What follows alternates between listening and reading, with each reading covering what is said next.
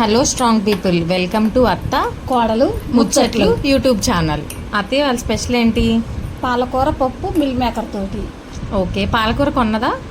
మంచిగా పెరట్లో పండించింది. ఓకే, పాలకూర ఓకే అత్తయ్య. మరి మిల్ మేకర్ ఎందుకు వేస్తున్నారు? ప్రోటీన్స్ ఉంటాయి, సోయా కదా, అందుకని చెప్పిన వేస్తున్నాను. యోగాకి వెళ్ళినప్పుడు మా గురువు గారు వాడుకుంటే మంచిదని చెప్పనేసి అన్నారు. ప్రతి ఒక్క కర్రీలో మిల్ మేకర్ వేస్తున్నాను.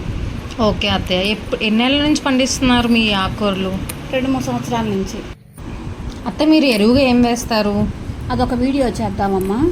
అత్తయ్య, ఇంకేమేమి మొక్కలు పండిస్తున్నారు మీరు? పాలకూర, తోటకూర, పొన్నగంటాకు, దోసకాయ ఇప్పుడే వేసాము. పెరిగినాక మళ్ళీ చూపిస్తాము.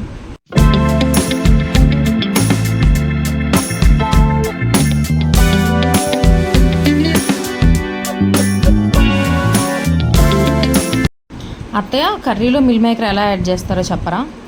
వేడి నీళ్ళల్లో మిల్ మేకర్లు వేసేసి 2 నిమిషాలు ఉంచేసి తర్వాత తీసి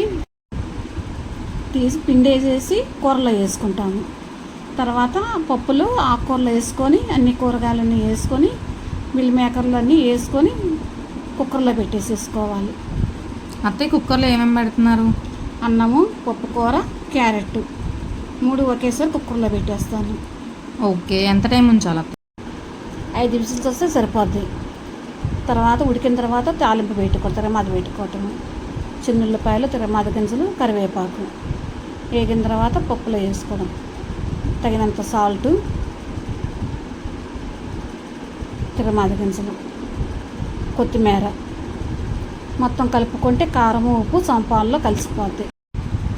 పాలకూర మిల్ మేకర్ పప్పు రెడీ. వీడియో నచ్చితే లైక్, షేర్, సబ్స్క్రైబ్ చేయండి. ఎలా ఉందో చెప్పమ్మా టేస్ట్ చూసి. బాగుంది అత్తయ్య.